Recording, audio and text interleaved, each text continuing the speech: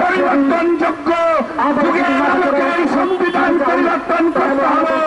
এই সংবিধানকে সামনে রাখুন।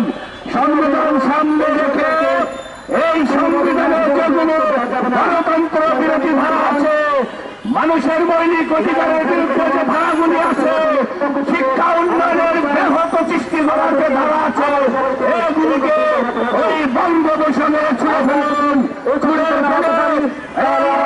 একাবিংশ শতাব্দীর গ্রহণযোগ্য একটি সংবিধান রচনা করতে হবে। এই সংবিধানে মানুষের মৌলিক অধিকার থাকবে, যে সংবিধানে শিক্ষা ব্যবস্থার গ্যারান্টি থাকবে, এই সংবিধানে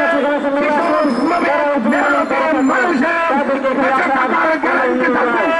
এমন সংবিধান রচনা করতে হবে যে সংবিধানে মানুষ বাংলায় বসবাস করার সুযোগ পাবে।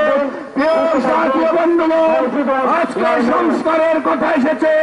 আমরা সংস্কার বিরোধী নই, আমরা সংস্কারের পক্ষে। আমরা সংবিধানের নামে কাল ক্ষেপণ করা যাবে না।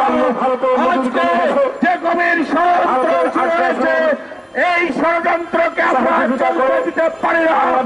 এই ষড়যন্ত্রকে অবিলম্বে দ্রুত সময়ের মধ্যে সংস্কার করতে হবে। সংস্কারের পরেই নির্বাচনের হবে। একটি জাতীয় সুষ্ঠু সঠিক নির্বাচন চাই। যে নির্বাচনে ভোট ডাকাতি হবে না, যে হবে না, ওই বিনা প্রতিদ্বন্দ্বিতায় 155টি আসন নির্বাচন হবে না। আমরা বলতে চাই, এই বাংলাদেশের যে সাংবিধানিক শূন্যতা দেখা দিয়েছে, এই সাংবিধানিক দ্বন্দ্বতা থেকে আমাদের মুক্তি পেতে হলে আমাদের অবিলম্বে ন্যূনতম গ্রহণযোগ্য সংস্কার করে নির্বাচনের পথে হাঁটতে হবে।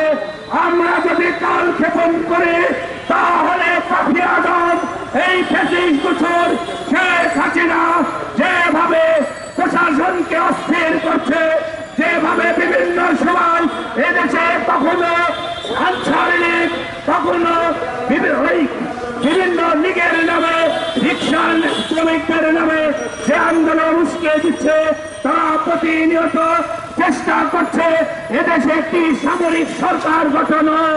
আমরা তীব্র নিন্দা জানাই।